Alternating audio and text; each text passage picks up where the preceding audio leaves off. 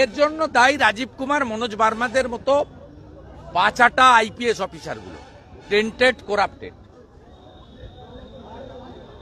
এরা রাজ্য থেকে টাকা তুলে ভিন রাজ্যে নিজেদের বাড়িতে পাঠায় আর গোটা বংশ করে খাচ্ছে মমতা ব্যানার্জির দয়ায়।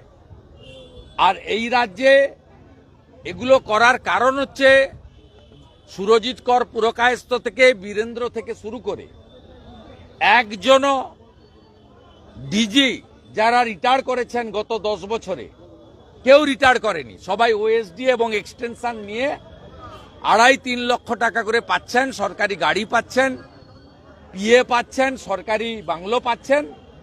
একজনও রিটায়ার করেনি। একজন আরডি মিনা বলে অফিসার 14 বার এক্সটেনশন পেয়েছেন। অতএব ওরা দেখছে মমতা ব্যানার্জি থাকলে 60 বছর নয়, আরো 10 বছর বাড়তি মন্ত্রীর সমান মর্যাদা, ডিজিপির সমান মর্যাদা, চিফ সেক্রেটারির সমান মর্যাদায় সাদা হাতি পোষার মতো আমরা থাকব। অতএব আমরা নিচের তলার পুলিশ ফোর্সকে দিয়ে যা খুশি করিয়ে নি। তার পরিণতিটা এটা। বাংলাতে কোথাও তৃণমূল নেই, পুলিশ ভার্সেস জনতা।